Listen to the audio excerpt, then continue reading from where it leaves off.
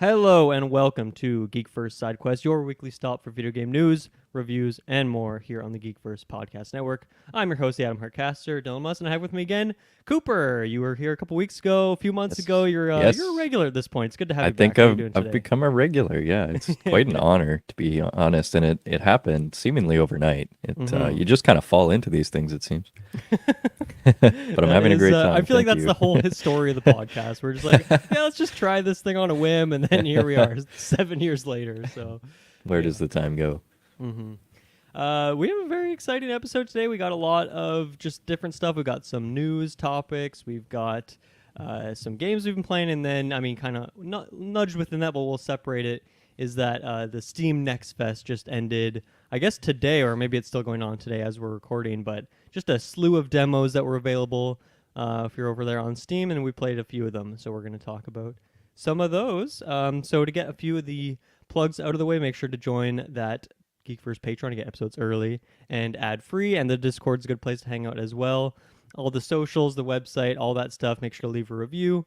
Thank you to Amanda for doing the music and Taylor for doing the thumbnails. And as for other episodes coming out, I wanted to shout this out that I've mentioned this before, but God of War 2018, we're doing a retrospective for that as the new game is coming out in November. I finished the game over the weekend, so we're going to be recording that pretty soon here in the next couple weeks. So if anyone has any questions, topics, thoughts, if you want to send me your paragraph long review of the game, I'd love to include all that stuff in the episode. So send it my way. The Discord's a good place to do that, or you can just send it to me on Twitter or put in our YouTube comments. I don't care. Wherever you put it, I will find it and include it in the episode. And then, yeah, on the main feeds, it's just TV City right now. We got She-Hulk and Rings of Power finishing up this week. Andor's going on. I think House of Dragons has another week or two as well, I think. So that show's also going on. So a lot of good stuff there. But with that said, let's get right into it and talk about some of the games we've been playing. I want to bring this one up first, which is Serial Cleaners. I beat this over the weekend. Me and you reviewed that just a couple weeks ago. Yeah. And yeah, I finally had some time this weekend to finish off those last few levels. And I don't know if I have any, profound realizations or changes in my thoughts. I think it stayed pretty much at the level as I was. Some of the levels at the end are pretty enjoyable. The story takes a bit of a twist, and I really enjoyed the game from start to finish. I don't think I can recommend it to everyone. It feels like it's very much a niche game that fits very well in my repertoire of games that I'm into. But I'm curious, have you gone back and played any more at Cooper since we talked about it on the podcast? I haven't. No, I've been pretty deep into this Steam Next Fest where I've found Mm-hmm. time. And also, this was like a really packed week for me in terms of games and Yeah. also just life. But we had the new ladder start for Diablo 2 Right. Okay. Resurrected, and at the same time, the Overwatch 2 servers went live. So that was keeping me pretty busy. Those are All that exciting. is to say, though, you have given this game such favorable reviews, and I had a really good time playing it. I know Mm-hmm. that I'll return to it probably this week. So, Yeah, yeah, I think you should at least get through Act 3 because I guess there's 5 acts in the game. Each act has 4 levels in it. Is like a right. pretty Yeah, it's not reliable like a structure. monstrous game. It's pretty easy to digest. Yeah, I think my playtime was maybe 7 hours or so to get through the whole thing. But Act 3, I feel like those 4 missions for each of the characters was like probably the best for all of them. So it's like get to that point, play through those ones, and then if you're really enjoying it at that point, definitely go through to the end. All the levels are interesting in some way or another, and they play around with letting you use multiple characters at the same time a little bit more, but maybe not as much as I was hoping for. But Right. yeah, at least Act 3 is definitely the cream of the crop right there. Um, but you've been playing Overwatch 2, and I really want to hear about this. So please give me the blowout Overwatch 2. I got to hear it Oh all. It's man, had a bit of a yeah. rocky start, but I want to know what your experience has been. Yeah, yeah. Oh, well, my experience was mostly spent in queues, Oh, as that I'm sure sucks. many Yeah. other people. But I mean, I wasn't like surprised, right? This is a Blizzard launch. I don't think they've had a clean, launch to a new game, online game, and I don't know, since I was a kid. So, Right. yeah, like I remember Diablo 3 came out when I was in high school and I stayed up until midnight for the launch, and I ended up having to stay up until like 4 a.m. to get logged in, and that was, good. But anyhow, I digress. I finally got into Overwatch 2 like a couple days ago, and yeah, I in terms of the actual gameplay, it's definitely different The action, it feels a lot more fast paced, and that's what I've been hearing from people playing through the beta. Because now instead of having two tanks, two DPS, and two healers, you just have one tank, two DPS, and two healers. And they put in a lot of other little changes that really help your team be more sustainable. So, like healers, for instance, they now automatically regenerate health when they're outside of combat for like 2 seconds. So, Interesting. unless the other team pops a healer really fast, they're probably just going to survive a team fight. Yeah, so like stuff like that has really changed the dynamic of the game. Uh, I don't know if I'm in love with it yet. Talking to my friend who's, grandmaster and has a lot more experience than me, he feels like it's made the game interesting again because he used to not even really feel a need to make call outs. Everything that happened was kind of expected, and if you're at that level, like people know what's going on and they'll make a call out when it's needed. But now it feels like a lot more dynamic and things can kind of happen unexpectedly, I guess. Okay. So yeah, and I kind of relate to that too. It's very fast paced, and you have to go in as a team, so it's a lot So more they team didn't change dependent. anything about like the movement stat or anything. It's just because of the makeup that changes like the pace of it. Yeah, I think that's a really, really big part of it. It's just Okay. the team composition makes a huge difference in how it actually plays as you're going through a level. So, Right. yeah, and the other changes, the things that I liked that they changed, they've made changes to the audio. And I was always a huge proponent of what Overwatch did early on with their audio design, because they basically recorded, like this is going back to just regular Overwatch 1, they recorded sound effects for everyone walking when they're on your team and when they're on the enemy team. So they have a more like nefarious or creepy or scary sound if they're on the other team, or it's like a Okay. deeper, bassier sound. Sure. So Yeah. then like, oh, that's an enemy roadhog. That's not my roadhog. You know what I mean? Like just because their I did footsteps not know are, that. That's cool. yeah, stuff like that I thought was really innovative and cool and had a great effect for you, the player, to be able to Hmm. like spatialize yourself just by sound. So they've done a lot to like tweak the audio, and I think a lot of it works really well. So I was enjoying that from kind of a nerd standpoint. Uh, but I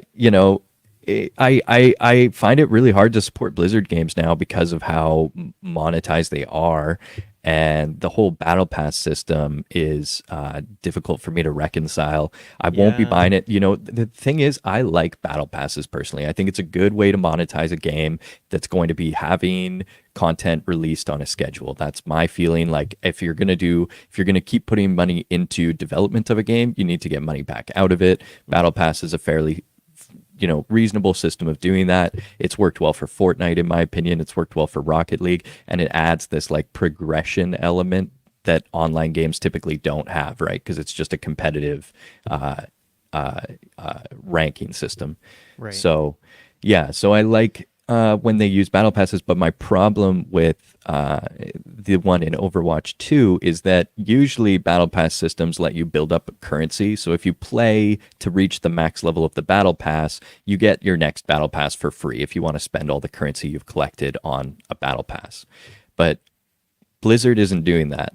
Instead, Blizzard is expecting you to buy a battle pass every season of the game. And they're also locking some actual gameplay content behind the battle pass. So like Really? Like what? you can't play Kiriko, the new support hero, in ranked if you don't have the battle pass. Really? So Wow. she's actually currently locked out for the first season. Either way. So even if you have a battle pass, you can't For play ranked specifically, like you for can play her ranked in. specifically. Okay. Exactly. Yeah, you can't play her in ranked right now. But next season, the only way, if they stick to their guns, the only way you'll be able to play Kiriko is if you've purchased the battle pass. So in And ranked. so I know there was like I saw something that there's even a queue if you just want to like migrate your account over. So if you got your migration over to get some of your like skins and stuff like that, have you done that part of it? I didn't have to. I got all my Oh, skins okay. as soon as I launched in. That's Yeah. good. I mean, the queues, like, to get into the game took me days. Like, I tried for 2 days and I just, would check it every few hours, couldn't get in. So, yeah, finally got in day 3, I think, of launch. Right. So I'm curious on so many things here. So with the I guess my big question is like how many characters do you have access to then as Like you're jumping Right. into the game for the first time, you don't have the battle pass. How many people can you select from at any given time? There's a lot. So, you're locked into being either a support role, DPS role, or a tank role. And each Hmm. of those roles has, I think, about 8 heroes. DPS, there's more. There's maybe like 12 DPS characters or so. So you still have a lot to choose from. The problem is when you get into that competitive environment in ranked and somebody is able to choose the new hero, which historically every time they've launched a hero they've had to nerf it, just like League of Legends. It's like pretty common. New hero Right. comes out, everyone's excited, they figure out how broken it is, everyone plays that hero, and the team that doesn't have that hero is probably not doing as well. So that's Hmm. the big issue at hand, I think, for using characters in battle passes. So you're not limited on how many characters you can choose from? I thought you had to like unlock characters again. Oh, so that's possible. Like again, I have tons of hours in Overwatch. Everything's unlocked for me. Maybe if you started a new Oh, okay. account, a free to play account, yes, I think you have to like go through and like there's more of like progression for you to get to ranked Right. and like yeah, probably unlocking heroes and that. I haven't Yeah. looked into what that looks like. But for me, I use just my regular Overwatch account that got automatically brought into Overwatch Hmm. 2. All of my skins are still there. All of my heroes are unlocked. So Okay, yeah, that was my biggest concern is like if you're going into a ranked mode and that game is very much about counter picking characters and stuff, and if people don't have access to counter picking certain characters, then yeah, that would just throw things out of balance. So I'm glad to hear that at least isn't an issue for people coming in who have played a lot of the And first I game. will That's say good. the one like defense that Blizzard would have is, oh, well, you can just grind to unlock Kiriko, which you can. You get the Hmm. free battle pass, which has fewer things on it and whatever, and you can just play to get it to the max level, and then you'll unlock Kiriko. It's a lot of hours. You're talking like Yeah, over the course of a season, like you're going to be playing for probably weeks before you unlock Kiriko. that's So crazy. yeah, for somebody who like enjoys competitive play and plays a support role, it's really going to put you at a, and that's me, right? It's going to put me Hmm. at a disadvantage because I should know that hero, I should play that hero to get good at her, and I just probably Have you been won't able because to like play her out in training mode or like a free,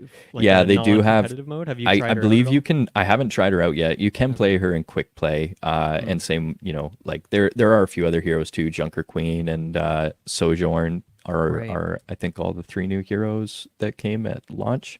Right. Okay. And yeah, and they're all really good and fun. I think Kiriko's the only one that's actually locked Hmm. behind the battle pass, which is kind of strange too. Does the game feel like a sequel? Does it feel like Overwatch Not 2? at all. And here's the thing that gets me, right? Like I was always like, okay, yeah, it's not a sequel, but they're putting in this huge PvE game. Like it's going to be an Yeah. actual Overwatch single player story game. Like hell yeah, that's awesome. That's Overwatch 2. Overwatch 2 is the new story game and then the multiplayer is just like an update. But Hmm. no, they launched this game. It's quote unquote Overwatch 2, but it's literally just like the biggest change, in my opinion, is the updated UI. Like they've totally changed the UI of the That's game. good. That's It's something. not even for the better in all ways, but Oh whatever, no. It's just Yeah. it's just silly though to me. It's just It's like you noticeably different. literally put a new coat of paint on this game and you're like, yeah, it's Overwatch 2. Like it's almost Oh comical man. to call it Overwatch 2, I think. Because And there's it's funny no too, none of like that when you single player launch it, content's in there, right? that's right. Yeah, Yeah. exactly. Yeah. Nothing single players in there. And I don't know. I haven't read any stories about when it's coming out or if it's coming out or anything like Yeah. that. So it's like, is this just not happening now? Like, kind of weird. And yeah, it's funny. Like, even when you launch the game, it like the actual executable and everything, it's still Overwatch. Like, it's not Hmm. Overwatch 2. Like, it literally is just a coat of paint on the original game. Like Yeah. it's kind of funny to see how they've tried to finesse it, but I don't That's know if hilarious. it's there. Yeah, I mean, and that's the thing. Like, I would love to support Overwatch. I would love to be like, yeah, this is a big update, which it is. It's still a big Hmm. update, but the whole battle pass system really leaves a bad taste in my mouth. So I'm hopeful that they'll do some things to change it around. It's also the issue is skins are like $20 now. You used to be able to just Right. get skins as you played naturally. That's no longer a thing, which I don't Oh. really care about again, as long as you could get a battle pass or something that's not going to cost you money every single season. It just really feels like a bit of a cash grab. I don't know. Hopefully, I'll be won Hmm. over in the end. Hopefully, things will justify the cost. But yeah, it seems like it's kind of the same thing they did with Hearthstone and Battlegrounds. and that one really threw people for a loop as well, where they were asking for just a bunch of money for a very small perks in the game, and you had to buy it again every season. So Right. yeah, it's a bit strange. It's a bit strange. Cool. Well, I'm excited to hear your thoughts evolve as you play more, and I'll jump in there at some point. I don't know when. It's not really high on my priority list, but Fair. did you now that part of that too is that they like killed Overwatch 1, right? Like it's gone now. Yeah. Did you have like an emotional final game, or did you and your like No. squad go up for one No, I last think like a ride? lot Did of you have anything people, Overwatch has always been this thing that I just can't get out of my system. Like I actually spent a year where I just didn't play video games to try and competitive video games to try and detox, from the toxicity that is modern competitive video games.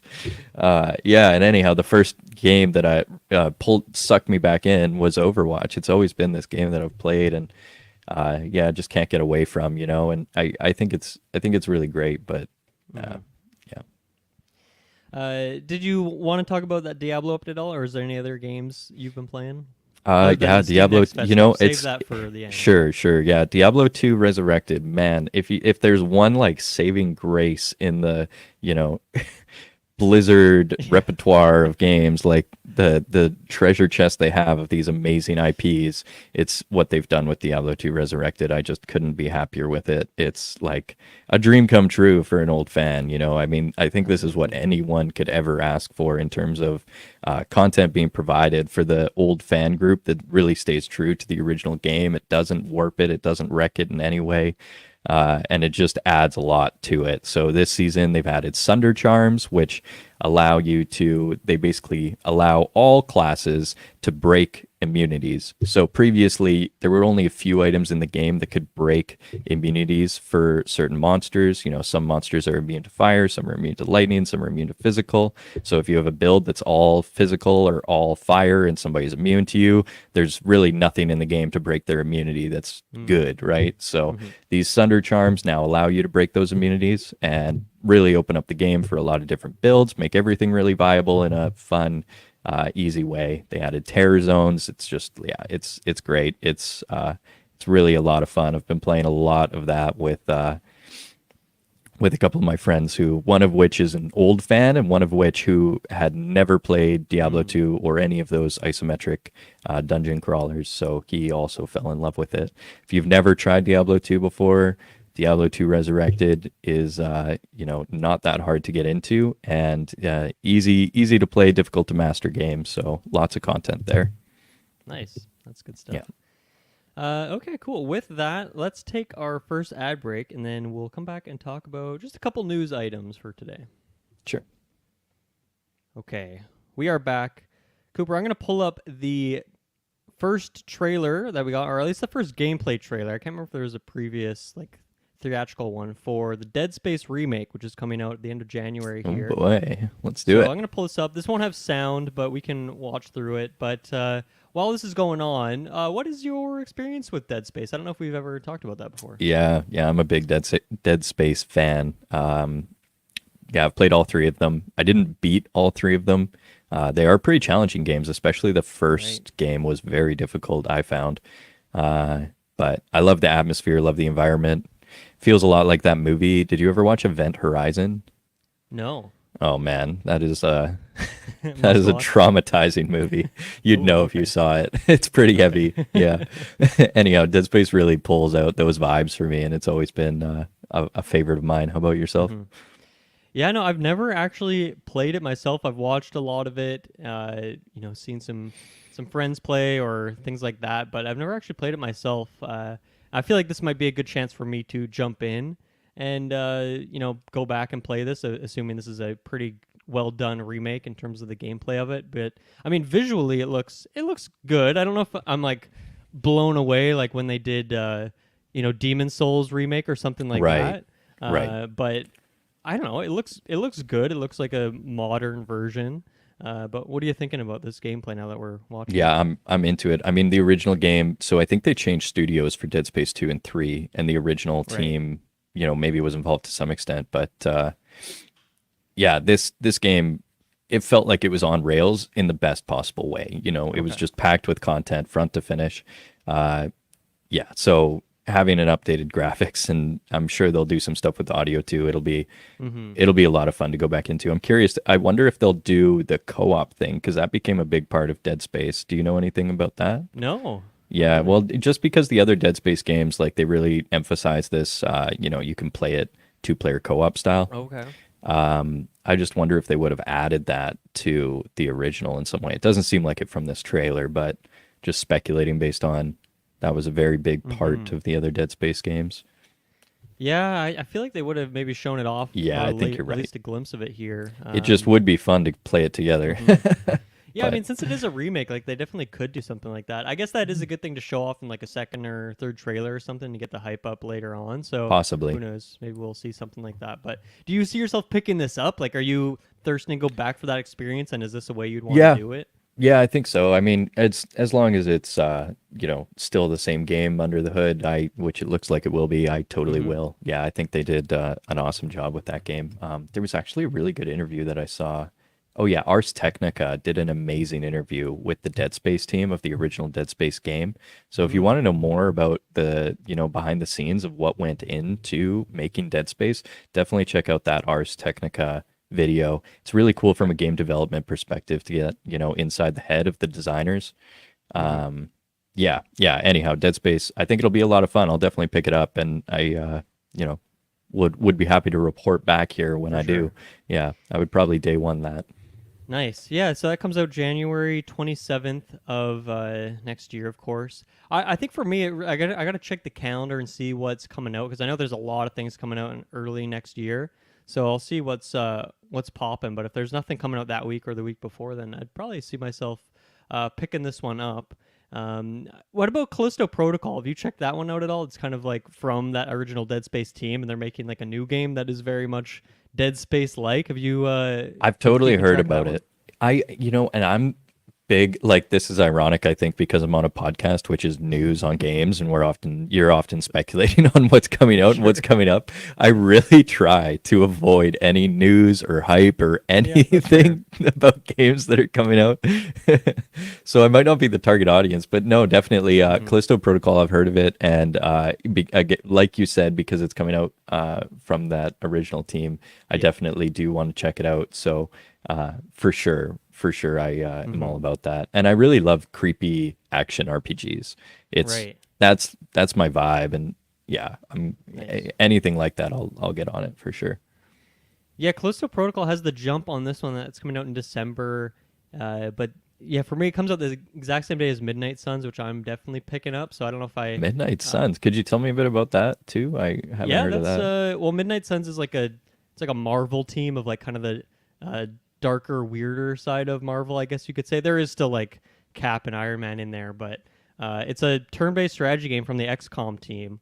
Oh So it's wow, yeah, turn-based strategy Marvel wow, game, but it cool. looks great. I'm very much excited That for it. sounds great. Yeah, I'd be happy Hmm. to watch you play that too. Yeah, Yeah, XCOM games have a special place in my heart for sure. nice. So curious to see it. I take it the gameplay itself will be similar to XCOM, which is also turn Looks like based. it. Yeah. Yeah. Hmm. Okay. Cool. Yeah. Yeah. It's got like a cards system in it, which I think people have been iffy on, but to me, it seems like it's a like the way they're doing it seems like it's a good mix. But yeah, kind of smaller battles, like you have 3 units at a time, and there can be more than that in the enemy front of things. But I mean, the story looks good too, and some of the RPG elements. So I'm pretty excited for that one. And it comes out the exact same day as Callisto Protocol, so I don't know if I have the bandwidth for both of them. Fair. Yeah. Um, Well, I'll take the yeah. other. Yeah, sure. You can pick up Callisto Protocol and report back on that one. Yes, But yeah, sir. I mean that's the thing. Like I don't know if I just played that in December, I don't know if I'd be like, oh, now I want to go check out Dead Space remake. Like I just a get month that. later might be too much of the same vibes. So I Yeah. don't know. I'll see how I'm feeling because yeah, I might just end up skipping Callisto Protocol unfortunately just because of its release date. But anyway, moving on is some kind of bad news over at the studio. What was the name of the studio? How do you pronounce it? I pronounce it Zom. Zom. It's Okay. like ZA/UM, and I have no Yeah. idea what it's an acronym or We'll call abbreviation him for. Zom. I like that. Zom. Zom is the Studio studio, Zom. yeah, that made Disco Elysium, which I mean won all sorts of awards. It got that. Uh, I forget what they called it, that second version that had voice acting and stuff like that. And it's just a huge game in the indie space. And unfortunately, it seems like some of the higher up, like the creative talent, the writing team has left the company. And you might actually know better than me, like what happened Yeah. here. Do you have a little more info on this? Yeah, I don't know if I can speak, truth to the story, and it seems like it's still unfolding to some Sure. extent. There's, the issue too is that there's NDAs that they're all signed under, so they Mm, can't be very specific in wording what the issues are. But the original creators are saying that they're being fired under false pretenses, or certain people are being fired under false pretenses, and it's all kind of surrounding this, investment firm that had kind of funded Studio Zom to make this game. And it seems like, my takeaway is that the original creators are possibly losing their rights to the IP, and it will be held by this investor, either an individual investor or a group, who are now possibly, by the sounds of it, forcing the original creators out of the mm. organization for one reason or another. And what's really sad is I was so into Disco Elysium. I did a lot of reading about the team behind it because I thought it was so poetic, and it was the first game I played that felt like a choose your own adventure book, but Mm. actually fun and like original. Right. Yeah, so I had such a great time with it. I was so impressed by how they created this massive world and this beautiful story. So when I did that reading, what I found out is that uh, the writers behind it, one person in particular, he had actually built out this world by playing Dungeons and Dragons with his friend, or a game similar to Dungeons and Dragons. And this was the world that he'd built up for their, Mm. weekly play session to be set in. But he'd written other novels in the past, and he'd never had anything that really struck gold. He'd always had this story in his back pocket from since he was like a late teenager, and that eventually evolved into Disco Elysium once they started the studio and got funding. Right. So for him to lose that, I mean, I can only imagine how devastating that would be as a creator, to have this story that you've built since you were, basically a kid. Now you aren't allowed to use it or create any works out Yeah. of it. So it's a very tragic story, I think, and I'm sure we'll hear more about it in the future from those team members. But they definitely seem bitter about it, and they've released a couple letters, one of which was a bit esoteric, I think, and turned a lot of people off because of how he used like a lot of big words and just like Okay. it went maybe a little bit too far. He could have kept it a little bit more down to earth, I think. Hmm. But all that being said, it does kind of parody what Disco Elysium was, which is this critique of capitalism in a lot of ways, and Right. now they're being screwed in a very capitalistic way by the Mm. sounds of it. Yeah, so there's definitely some sad irony in all of this. Yeah, and it's like Yeah. I wonder what's going on there because I believe they're like working on a sequel, or at least that's like what this article is saying is like speculated. It shows the Polygon, this article I'm pulling from here. So it's like if, and I'm checking this out too. It's like the people that are leaving are the lead writer and designer, the art and design lead, and then the writer. So it's like I don't know, without the art and the writing, what do you have with Disco Yeah. Elysium, man? Like that is why that game is so special and is like game of the year winner and all these big things is because like I'm not to discredit the other people on the team, of course, but I'm like these three people seem like damn, those are kind of the people holding this together and what turned this from a good game to a great game. So I don't know Absolutely. what the plan is then if you're making a You're totally sequel right. to kick these people out. Like that's not going to go over well unless you're just hoping that people don't pay enough attention and will buy the game based on name alone, which I feel like Yeah. for indie studios is probably not going to be the case. I feel like people maybe know a little bit more about what they're buying there. Well, and I mean, who knows? Like, maybe they want to sell the IP. Maybe they want to do like a Netflix spinoff or something. I don't know. Like, Oh it is yeah, that possible makes for them sense. to monetize it in different ways by just owning the IP. And this really harkens back, I think, to a story of The Witcher with CD Projekt Red. Do you know about the author and what happened with the original author and The Witcher games? Well, yeah, didn't he? He just essentially took like a small amount of money because he didn't think it would be a big game series, and then it was huge, Exactly. and then he went back, and he ended up like getting a bigger payout Exactly. in the end of things, Yeah, right? yeah. So yeah, just to kind of make a long story short, he wrote the books, the Witcher series, super famous fiction series. He was approached by CD Projekt Red to buy the rights to make the game. They offered him a cut of the sales, And he said, no, I just want a fixed fee. And if he had taken a cut of the sales, he would have made, tens of millions of dollars. But because he chose the fixed fee, he got like 100,000 or something.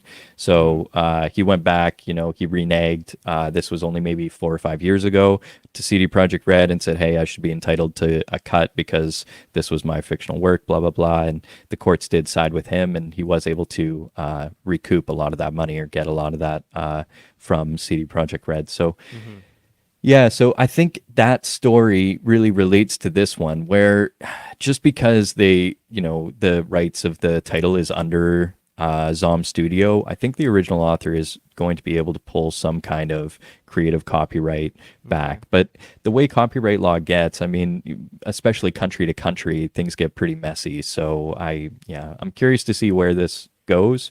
But as it stands right now, it's definitely a pretty rough spot for those creators. Because I have not played Disco Elysium yet, it's on my backlog, and I do genuinely mean to play it at some point. I just need that right space of time where I'm not playing enough new stuff. Is this a game that you actually want a sequel for, or would you just want the studio to, or would you just be more interested in whatever the studio makes next, be it a new IP, a new world?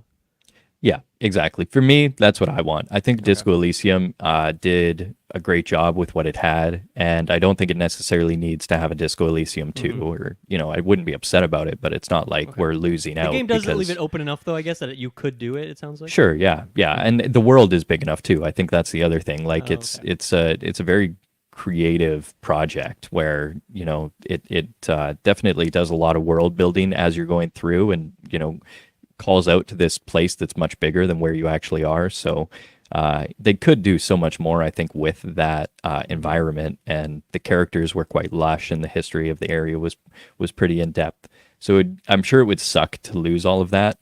Yeah. But hopefully they don't, and hopefully whatever they go on to do in the future is able to kind of keep that element, keep that vibe that it had. Definitely. Yeah, I mean, I hope that these three, if they want to, stay together, and whether they form a new studio, or like, I don't know, with the name and the talent behind this, like I could see like hooking up with Devolver Digital or something like that. Like I'm sure they would fund a game from them or something like that. It seems like a good fit. So I don't think they would have any trouble getting some like publisher support, but if it's just the three of them, they probably need a bigger team if they want to make something that's to the scale of Disco Elysium. I don't know. Maybe the dev team for that game was really small. I actually am not too sure, but either way, hopefully, they can work on a sequel if they want to, if they figure that out, or they go on to make something else that's interesting and worthy of note. But we'll keep an eye on this one, and I'll report back if there's any more like kind of progression on this story, because it is interesting. Even if I haven't played the game, it's one of those great indie games of all time sort of thing. So it's definitely a big deal. Yeah, and just I'll throw in the closing line from the Kotaku article. A spokesperson for Zom told Kotaku in a statement, "At this time, we have no further comment to make other than the Zom creative team's focus remains on the development of our next project, and we are excited to share more news with you all soon." So, definitely open-ended. Yeah, that is a non-state. That is a PR response. Definitely. Right there. Okay. Well, I'm glad that you are, very caught up on this, because you were able to. Well, now I am. Yeah, I have been following it here and there. Yeah, for sure. Cool. Okay. I think. Okay. Actually, I want to shout out one thing. I did not put this in our notes because it just happened last night. Cooper, I know that you have not really played Melee in a long time. Probably not keeping up with tournaments, I would assume, or what's Big going on in the House. scene. Big House. Did you It was watch Big House and Amza. No, but I still read. I still care about it. Yeah. Man, Melee's the best. I'll preach that until the day I die. Amsa wins Big House 10 is like the craziest thing ever. I mean, it was the craziest thing ever when Axe won Summit with Pikachu, and to have like someone else come out and win. I mean, Big House 10 is potentially the most stacked tournament of all time. Like it had, like of the top 30, I think everyone except for maybe 2 people were in attendance. Like Plup and Laud, I think, dropped out last minute. But Plup is also very much top tier right now, isn't he? He is, yeah. So that was like, okay, he wasn't there, but like, man, pretty much everyone else who plays Melee right Cool. now was there, and like it was just a crazy run. Those sets were nail biters. It was like one of the best grand finals I've ever seen. So the fact that Melee is just still so fresh and captivating after all these years, like. Well, and I don't For think you anyone mentioned listening it, who but hasn't played yet or hasn't like yeah. watched the scene, whatever, like get into it now. Like Yeah, now's the buy a best GameCube time. controller, get a Yeah. USB adapter, and download Slippy, and you're off Hmm. to the races. It's a fantastic game. Yeah, Oh, definitely more alive now than ever before. And Amza, he plays Yoshi, who is yeah. extremely off meta, extraordinarily off meta. I think most people would say there's very few pro Yoshi players, and a lot of people would feel that, Hmm. up until maybe more recently, most characters in the game, there's the S tier and then there's the B tier, and there's not a whole lot in between those two places. So Yeah. yeah, for Amza to pull off a number one with Yoshi is a big deal. He's also Japanese, right? Hmm. So he He hasn't actually just been moved to able to. Vancouver like Oh days wow, ago. So fantastic. but he is, yeah, from Japan, of course. Yeah. So I just mean that because he wasn't always able to attend all the tournaments, right? Like he had to Hmm. kind of study the American players who were always the best in Yeah. the scene and never got to always play against them directly. So yeah, that's a big step for him coming to Vancouver. Wow. It's a good Yeah. home base You for got to him hang out with to. him. Yeah, I will try. Yeah, it'll be a good home base for him to go out to like tournaments more easily now because the Japan scene, it's like quite a bit smaller and not as competitive. But yeah, like I don't think a Japanese player has won a major since like early 2000s, like 2004 or 5, something like that. So that's Okay. insane. And yeah, I mean Yoshi, like I don't think there's another Yoshi that you would rank in like the top 300 or 400 level Melee players. Like he's the only one doing it. And I even saw this post that was like 10 years ago, uh, Yoshi was on the tier list like 18th out of 26, like one of the bottom tier characters of the game. And like a decade later to come out and win the most stacked tournament of all time, No it's doubt. like that is insane. The amount of dedication he's been grinding for 10 years to get to this point. It's incredibly just amazing. So even if you're not Melee people, saying this to the listeners, like go check out that grand finals. Search Big House 10 grand finals, Amsa vs Mango. Like that was just a banger of a set. So had to shout that out in the news section. I don't really talk about Melee on here, but that was like, We could have a I don't know. whole nother podcast. I'm gonna be reeling on this thing for just weeks. I think like this is like a monumental win. So shout outs to Amsa over there. Right on. With that, let's take our last ad break of the show, and then we'll just talk about some of these Steam Next Fest demos that we have been crushing over the weekend here. Okay, we are back. Cooper, I've played maybe 7 or 8 demos. How many of you checked out roughly? I think I've only played 3, but I Okay, really enjoyed the 3 I played. So I'll give you that. awesome. Yeah. Why don't you go first? Why don't you pick one, and then we'll talk about that one. Sure. Okay. Against the Storm. Have you heard of this one? Did you Yeah, try I did check Against this the one Storm? out as well. Okay, Yeah. great. Yeah. So Against the Storm is kind of taking a roguelite approach to the city builder or, Warcraft style city builder where you kind of build up your base and you expand outwards and you chop down trees and you discover the map and figure out what's going on. So yeah, I think it's taking a really it's there's a lot of roguelike games coming out, but not a lot of them that play with that original again, Warcraft style city builder. And Okay. what hooked me is as soon as I logged in and kind of loaded up the demo, the style is so Warcraft 3. I know I keep saying that, but wow, like took me back to my childhood because Warcraft 3 was maybe one of the first games I ever really played on PC. So I had a lot of fun with it and put many hours into it. And the design is like straight out of their book and it's really beautiful. The music's great. I had a lot of fun. What were your thoughts there? Yeah, I mean, right off the bat, I loved the kind of somber, mysterious vibes of it. The music, to have like a city builder where you're wedged in just like these deep, dark woods is very interesting. And I think there is different areas and levels, but I only played the first zone because it was one of those games where I was like, I beat the first level, whatever you want to call it, and then I like kicked out to the menu to like start the next one. And I was like, I need to stop myself here because if I like this is one that I could get sucked into and play for like Totally. 5 hours straight right now, and I gotta Yeah. check out some other demos, gotta do some other stuff. So I was like, okay, this is going to my wish list. I'm definitely picking this one up. Like it was really it Right. made a great first impression. But yeah, like the vibes, the art. Yeah, like I'm not really a Warcraft guy, but I think it harkens back to that style for me. It even like reminds me of like Han, Heroes of New Earth a bit, which is kind of once again like inspired by Warcraft 3 mods. So it all Totally. comes together in the end. But yeah, I love the style. I love the kind of chunkiness to the building design and like your characters as they're walking around. I love the designs that they have. I didn't really get that it was a roguelike. I didn't actually really get that vibe from it, or maybe I didn't read that My description, understanding is but- that just level to level, it's going to kind of like reset. And I don't know if it's entirely randomly generated, but you kind of go through each level individually, you know, so you're starting from square one again. There's not as much like core progression level to level. So yeah. But I, like you, have also already added it to my wish list. Nice. Yeah, I It I said that think it's it'll coming be a lot. out this month, so I don't know if that is actually the case because it doesn't have a date. It just says October 2022. So Interesting. and if it's like an early access thing, I think I'd probably wait on it and just for the Same, full yeah. thing. But I mean, even like after I played it, watching the trailer that was just playing on Steam, like it showed off all these different kind of zones. So I'm curious to explore some of that It stuff. did but feel fairly well built. Like it didn't seem like it yeah, was missing a whole definitely. lot in the demo. So I wouldn't be shocked if they're doing a full launch later this month. I guess I should have checked that on these games prior to our call. But Most, yeah, I mean, most eh, indie games just have like a window or something. Like I don't know. I feel like usually indie games aren't set on specific dates. I don't know if they're waiting until to make sure they don't like double up with like a big AAA game. I don't know why, but I just feel like that's a thing. But if it is right. coming out this month, it's weird that they don't have an actual date that they've Okay. announced.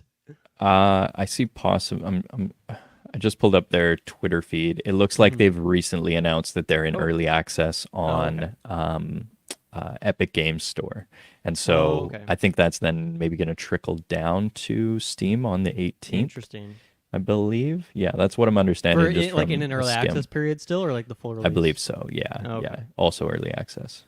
Okay, well, we'll definitely check back on it. But I mean, yeah, it's definitely got that just classic. You know, you're building houses for your characters. You're building all these different production buildings and herbalist huts and wood cutting, all this stuff. But I thought one thing I thought was so interesting about it was that uh, you can just move your buildings at any time for no cost and no I love time that. penalty, Yeah, that which would is always so troll interesting me. because then I mean that's one good tactically to like move your buildings around, but then also Right. you don't get that analysis paralysis thing of just like, okay, where am I going to put this? I Mm, need to make min-max everything because you can just move stuff at any point. So I liked that element of it. I thought that was pretty cool.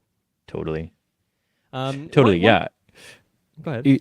I was just gonna say too. I like too that there's these random events that'll happen outside of the town Mm-hmm. that you're building. So there's these. It's very much like the fog of war in Warcraft Yeah. 3 or any of the early Warcraft games. As you break down the trees and kind of venture out from your main town, you'll uncover parts of the map that may contain pretty much anything. So it has this nice spontaneous feel to it, and yeah, I thought that was super cool. I was having fun with that mechanic and really reminded me of Warcraft because that was the thing. You just go and you start chopping down trees and you send your units here, there, and Mm-hmm. everywhere. So yeah, it was good.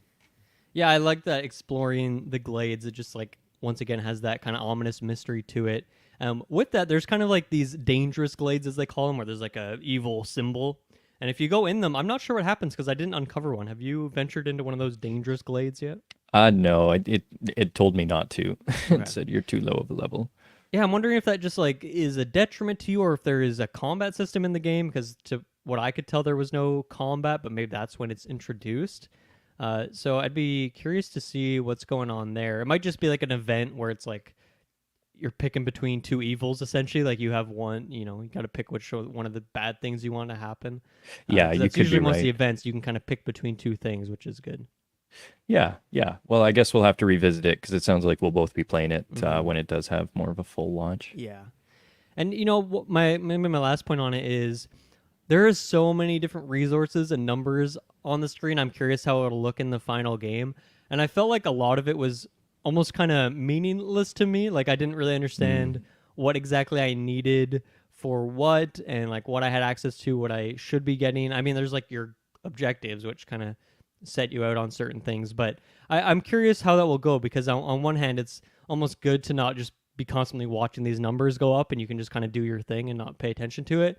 But at the same time, for like deeper strategy and maybe like good roguelike elements and stuff, I don't know if that would be something that I'd want to have a greater understanding of. So maybe I that'll just agree. take Yeah. time I think, of it playing really through. feels like it's designed more like Civilization than Warcraft, maybe in terms of the Mm, strategy element. So I okay. like talking about the Danger Glades. I'm gonna guess that it's probably more like Civilization in the sense that you don't necessarily have to send units, but you might interact with other groups in one way or another.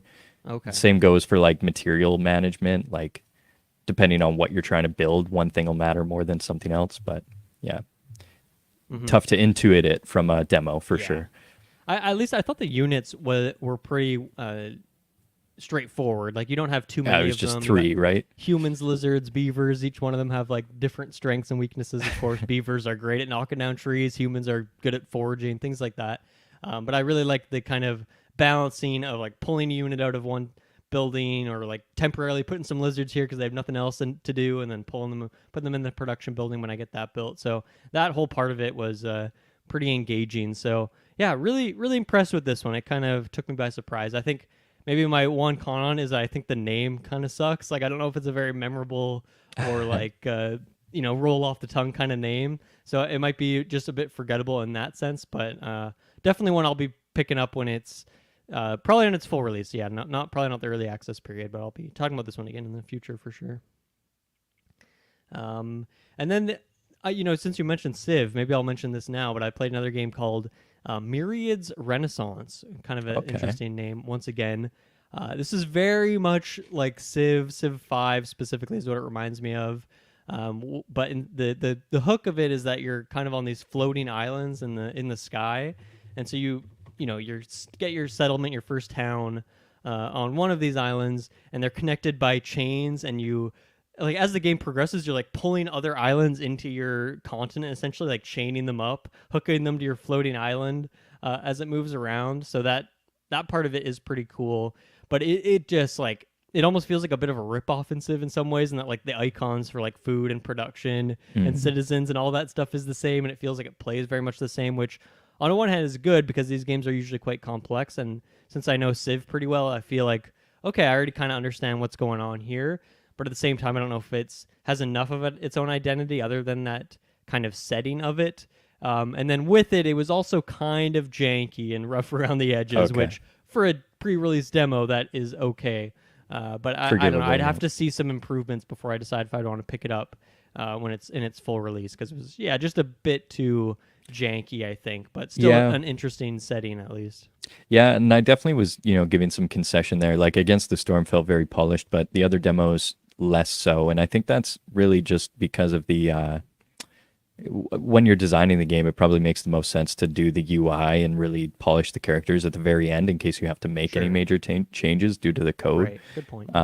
Yeah, so, but all that is to say, you hope that the game itself plays well during these demos, and I think that probably matters the most. Mm-hmm. What else did you play? What's another one? So Soulstone Survivors, I played this Ooh. one briefly, and this one is kind of they're marketing it as like a Vampire Survivors meets maybe Diablo or another type of dungeon crawler or isometric action RPG. Okay. Yeah, so interesting for sure, and I did enjoy it. As we were just speaking, the graphics, I think that could use a lot of polish. It definitely feels, a little bit amateurish. Maybe it actually kind of reminded me of another game that I had a lot of fun playing, um, Slay the Spire, which Okay. had Yeah. rough graphics in my opinion and rough art. But overall, the gameplay itself is really fun. And that's, again, what I think matters most during these demos. So, Mm-hmm. Soulstone Survivors, it seems like it's going in a really good direction. And yeah, the idea is basically like most roguelikes, you're starting out, you're being rushed by enemies, just like in Vampire Survivors. You're killing as many as you can and you're upgrading as you go along. Vampire Survivors is probably my number one game this year, so anything that's able to Whoa. kind of Nice. emulate its success is good in my books, especially if it can bring in some of the dungeon crawler elements of Diablo that I enjoy so much. So yeah, I'll definitely look to pick this one up when it comes out as well because it's doing all the things that I like in Mm-hmm. games. Now, this just based on the Steam page, it seems like there's a single player take Yeah, on it. So how do you feel about that? Because I think Diablo is a big like totally. multiplayer Yeah, game for I you. would definitely say this game is more like Vampire Survivors than Okay, Diablo. Yeah, gotcha. for sure. So, and that's a good thing in its own way, right? Like a lot of times these roguelike games only work in a single player Hmm. environment. So, yeah, uh, Yeah, I think the idea of even just like a Vampire Survivors like in that genre, but with some different gameplay elements and like yeah, actually looks like good abilities is and good. yeah. Like I as much as I like Vampire Survivors, like graphics are just not a part of the game Oh, really. you So gotta learn to appreciate it. It's like a fine wine, there's that's some the beauty least in fine the wine I've ever seen in my life. wow. Could have a debate on this one. Wait, you think it has good graphics? Come on. I think they're good in their own way, for the same reason that I can play, say, Warcraft 3 and say this game has good graphics because it's making the most of a very specific style, a Mm, specific art style. Um, yeah, I think it's interesting. it's it's like a weird pixel art and it's trying to do like 90s, early 2000s pixel art games where you had maybe 128-bit or Hmm. 64-bit, but it wasn't anywhere near high fidelity, and yet it has such lush detail. Plus, Vampire Survivors, like I don't know how much you've played it, but by the time you're getting closer to the end, it's such anarchy that any good graphics would be wasted. Like you Okay, almost that's fair. need this pixelated monstrosity in order to have Hmm. any semblance of understanding what's happening. That's fair. To me, it seems like placeholder art that you would, just put in there while you're making the game, and then like by the time you're gonna release it, you'd actually make some art for it. But I'm glad that you like it. But when we're doing game of the year discussions and best visuals comes around, I'm not nominating Vampire Survivors I'm gonna get a for my big list. like 60-inch by 60-inch wall portrait, and it's just gonna be Vampire Survivors, like Yeah, all the we'll art and we'll be on that characters. episode, and you and Dante will just be like fighting for it. Like, oh, this is the best looking game of the year, and I'll just be like, "Are you guys crazy?" I'll be tearing my hair and all that stuff. That's hilarious. Okay, let's move on then to which game do I want to talk about next? Let's talk about Death Road's Tournament. Did you check this one I out by didn't chance? know. This is a Okay. new one to me. Yeah.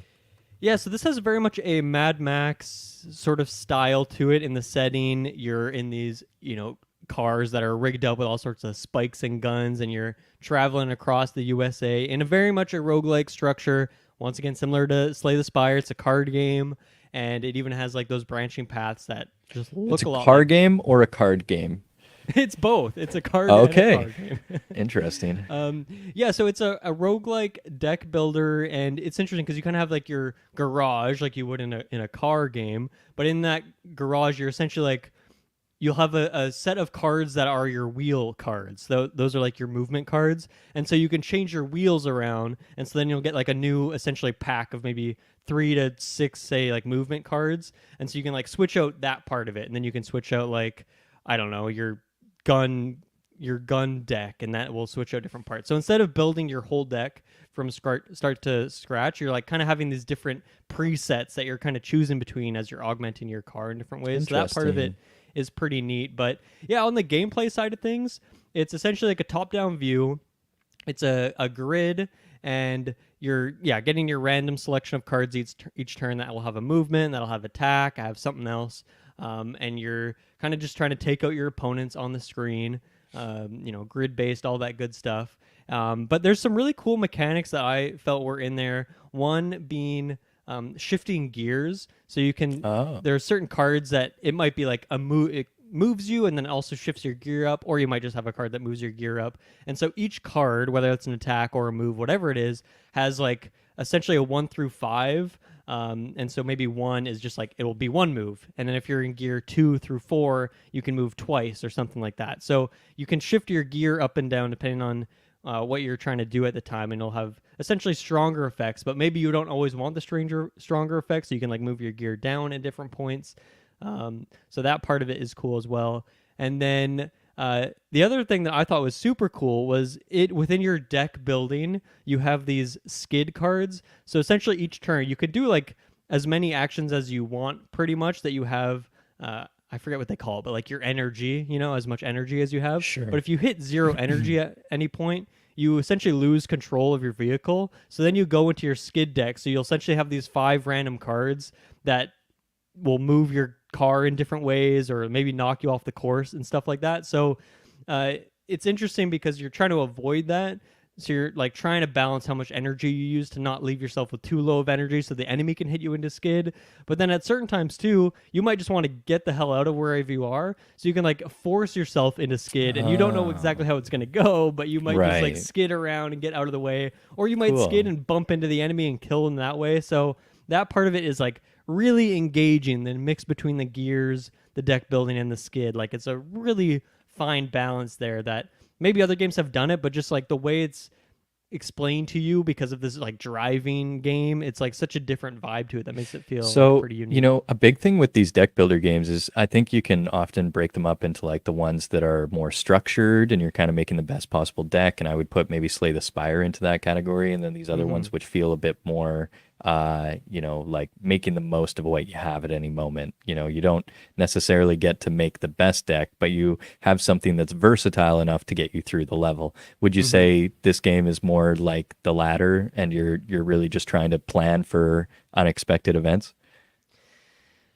You know, I gotta say, so far, I feel like the battle, like because I only played for like maybe 20 minutes or something like that, 20-30 minutes, and I don't know, I feel like I didn't get deep enough to really like get that fine of understanding the mechanics. I did end up losing the run, which I mean makes sense for a roguelike game, but I was feeling like it was too easy for the first like 3 or 4 levels, and then the one I lost on, I just like was like, man, this is an impossible level all of a sudden. So I think part of it is uh, like you definitely do want to plan out how things are going to go. And that I think my issue with the run I was, or the in the run I was doing, the build I had was too many of my attacks were like I can only attack directly in front of me or like in front diagonally. And like every race, I seemed to, I don't know if this was random or if it was just what it was, but I was always in front of my opponents at the start. So it always would take me a few turns to like kind of try and get behind them before I could actually really attack them. So that was like, I don't know, I just maybe a strategic error on my part, or maybe that's just how the game is designed and that's just always a struggle you have to deal with. So I don't know if that answers your question, but I don't think I have truly a full answer yet just because Sure. I don't have a great enough understanding of the game. Yeah, yeah, no, you did a good job of explaining it. And now you've loaded up the video here so we can kind of get a taste of what's to come. And yeah, it seems chaotic. Yeah. I But really like the visuals too, and the music I thought was pretty great as well. So yeah, I really like this one. I think I added it to my wish list as well, and cool. depending on when it comes out, I think I would definitely see myself picking this one up, which I mean, I feel like at this point I'm almost burnt out on like roguelike deck building games. Like, you know, you really Yeah, got to sell me at this point. But this one did. It really stood out. It's something different. I think both visually and gameplay wise, it's doing some cool stuff. totally. Yeah. I think that was all Any I other had to add games on. you have that you'd like to talk about? Standouts for you? I have a few more, but why don't we go back to you? What's the next one you played? I'm hesitant. I don't want to speak too much about a game that, you know, I've barely dipped my toes into, and it seems like Okay. it's going to be a fairly deep game. But this was the one that maybe had I think it was the most popular game possibly in the demos this week, Hmm. and so maybe with the rest of my day today, I'd like to try it a bit more. But Undecember, did you try Undecember? I had it downloaded, but never actually got a chance to check it out. So I'm Yeah, curious what you yeah. thought. So it feels a lot. Oh God, I'm trying to remember the name of that game that I was just recently playing and had a lot of fun with. It's kind of like a hack and slash game, and you know it has a bit of that. Uh, it's a top down action RPG where yeah, Death's Door. That's the game I was trying to think Hmm. of. It was reminding me a lot of Death's Door at the very start, but again, I don't know if I'm in a position to really be adequate in explaining all this game has to offer. You know, but like I say, this was I think the number one possibly of the This demos. game's So fucking beautiful, man. I love the yeah, it's visuals. This. really beautiful and it's got these like nice cutscenes and everything. Like it seems like it's really gonna be a big title to come out in the near future. So I want to do it justice when talking about it, Hmm. and I'm not quite there yet, Gotcha. but I'm sure people will be hearing about this game for sure. It definitely has a Diablo 4 kind of look to me, Diablo 3 or 4, Yeah, and it I looks like get it that has too. online co-op as well. So it's in that kind of realm of things. So I Yeah. would definitely be down to check this one out. I still have the demo. I don't know if I can still. You can probably still play it today, even if the event ends today, right? You can probably Yes, still I check believe these guys so. It's out. going until the end of today. Yeah. Yeah. So I'll definitely check this one out. But I'd be down to pick this one up potentially. Like this looks awesome. It does look awesome. Yeah, exactly. So, I regret that I'm not able to speak more to it, but like I say, I think people will end up hearing about this one Mm-hmm. regardless because of its popularity. So, Gotcha. That one again. That was called Undecember. Another interesting title here, but there you go. Yeah, I'll definitely report back on this one. It seems interesting. It doesn't have a release date yet. It looks like according to hmm Steam page. So we'll report back on that one at some point. Okay, I have a couple more here. Um, let's see. Which ones do I want to mention? I'll mention this one. So this game called Flat Eye. I'll bring another image up here. You're eating good if you're on the YouTube for this one, I will say, people. As I pull this up. So once again, I really like the art style of this. I think that's, you can maybe find a theme here. That's usually the games I'm drawn to when it comes to these Steam Next Fest things are games that have a very unique look. This kind of looks a I'll lot like say. Sable. It looks a lot like Roller Drome, which came out earlier this year in terms of that sort of style. Obviously, it's a different setting than those games, but I like this kind of style to it. This game, I'm feeling very iffy on. There's one part of it where you are building up like a convenience store essentially in like this weird kind of near. Oh my god, that was loud as fuck. Near future sort of thing, and you're running this convenience store. That's a very weird convenience store because there's like doctors' booths and like all these kind of strange buildings to it. And I like that element of it where you're like restocking the shelves, building up your little store. And you got to like figure out the power and the way everything's aligned. So all that part of it is cool. But it's like the setting and the story is kind of strange because it's like it seems to be all like a simulation. So you're this, I guess, person who's sent in to do the simulation of this convenience store. And at the end of the demo or the end of the level, there was this like weird like live action sequence of it where it was like explaining how I've been brought into this weird experiment to do this thing.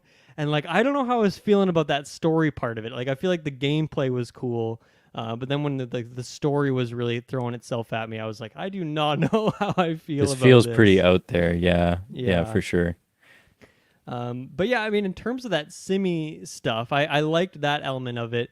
I think though, I mean, part of it is like your customers, as you can kind of see in these images, like they're just like essentially silhouettes because once again, they're not like real people. And then there is like certain like VIPs is what they call them. These are people that you actually talk to.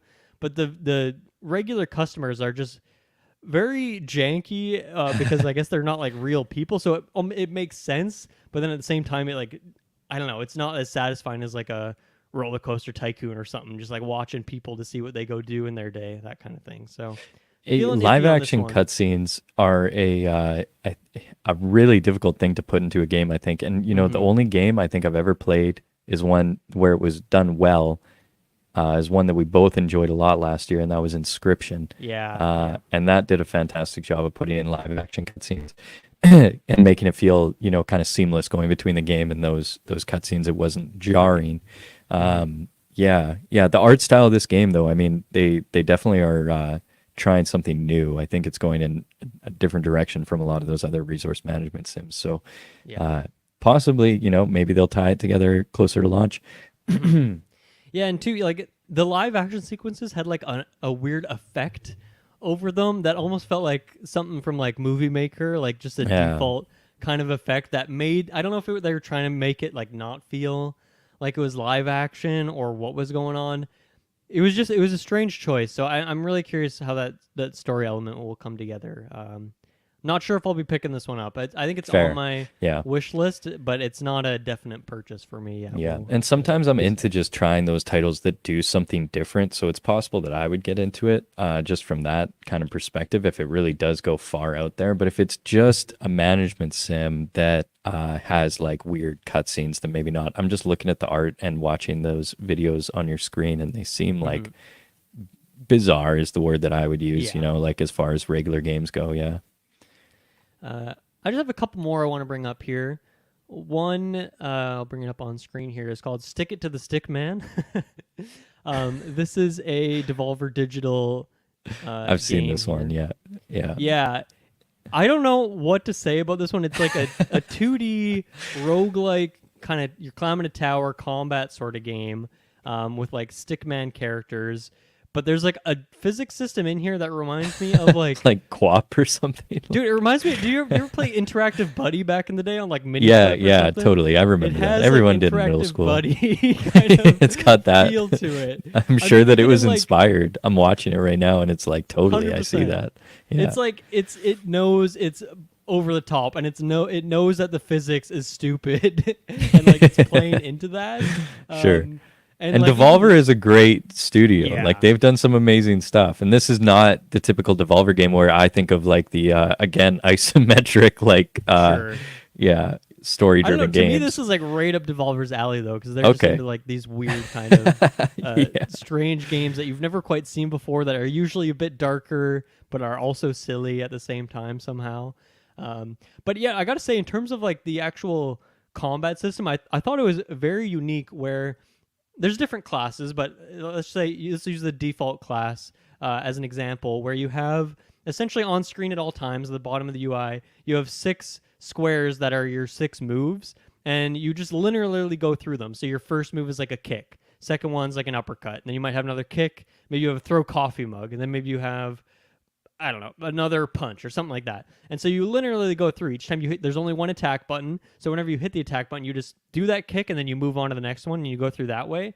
And then as you're going up the tower, you're upgrading your character, and so you choose which one of those things you want to upgrade.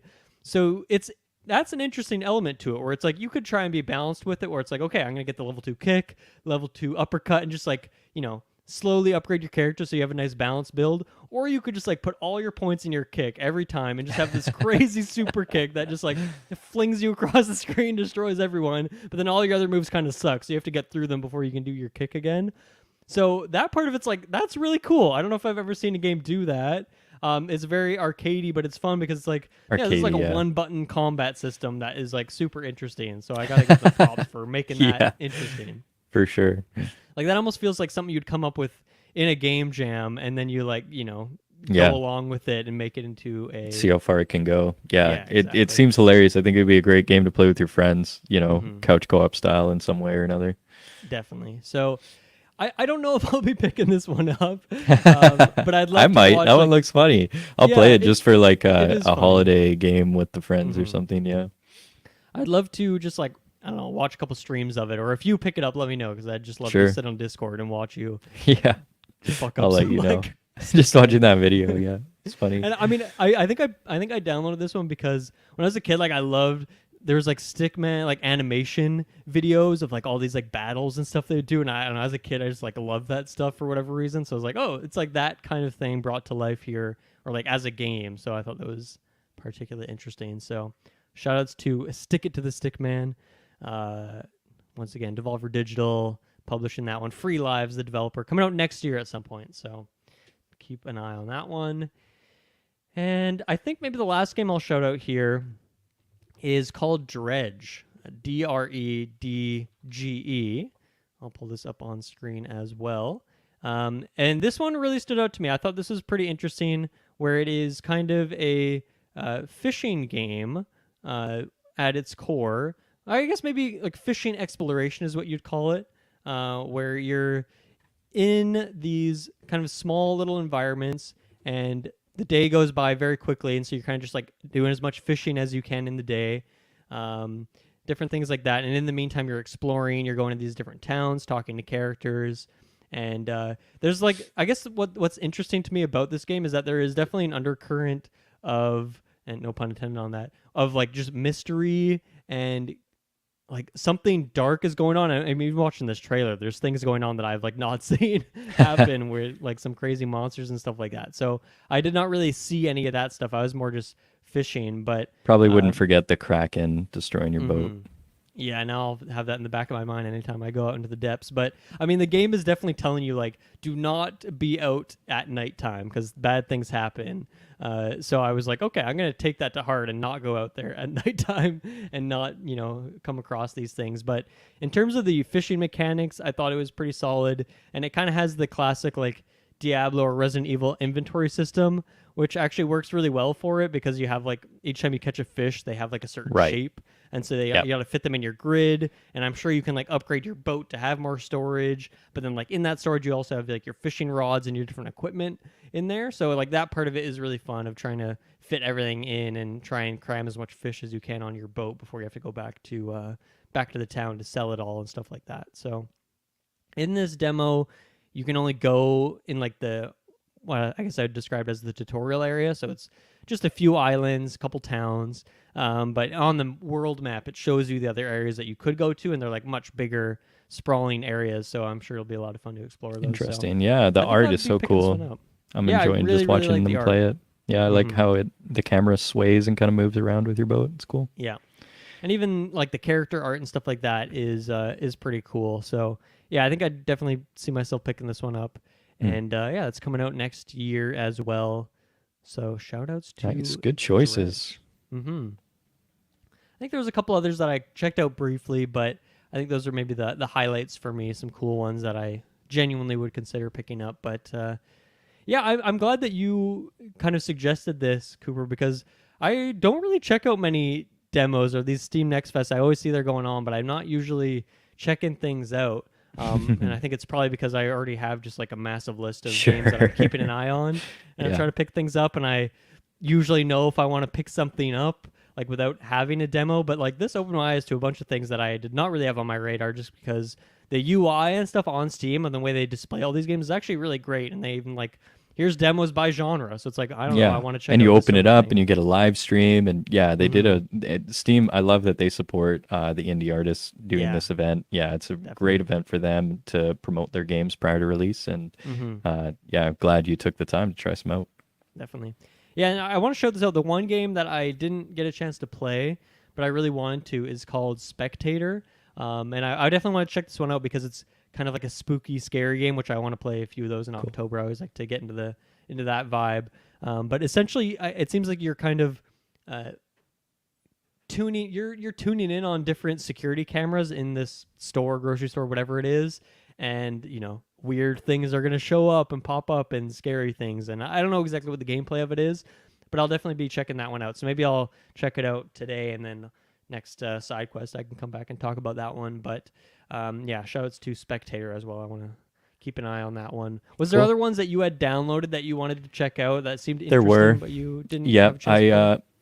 The other ones that I did not get to try were Season, Mm-hmm. which I don't know a whole lot about, and same with The Last Human is a Biker, which looked Ooh, I've not heard of that. very arcade style, very much like a classic arcade game. And as a avid fan of motorcycles, I thought this would be fun for me, but I, alas, have not yet had a chance to play it yet. But yeah, it's like a 2D shooter, like side scroller, Yeah. I believe, and yeah, there you go. You've loaded it up now on the Steam page. It looked fun. It looked interesting.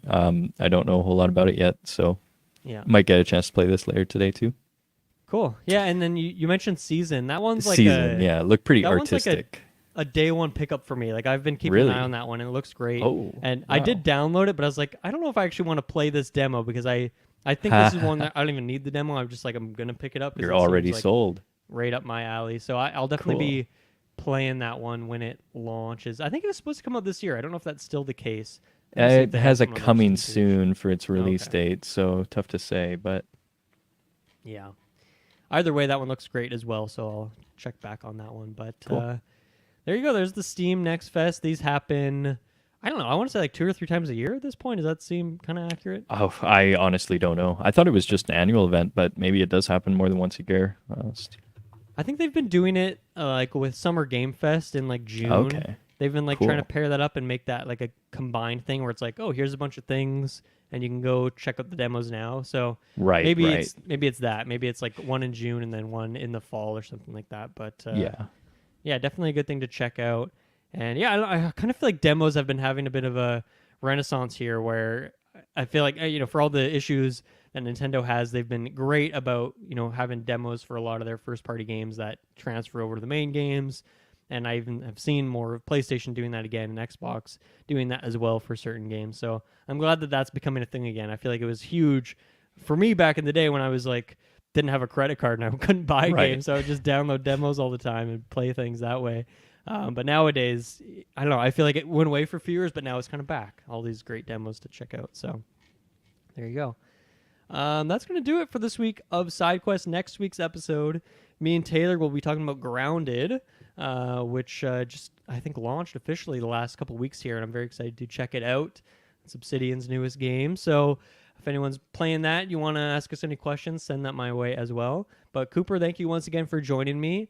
Sounds like you may or may not join for some Game of the Year discussions at the end of the year, but who knows? Maybe you'll be on before that, maybe close to Protocol or something like that. Time will tell. Time will tell. Yeah. But yeah, it was great to have you back on. Thank you for joining me. Thank you, everyone, for listening. And we will see you again next week. Bye-bye.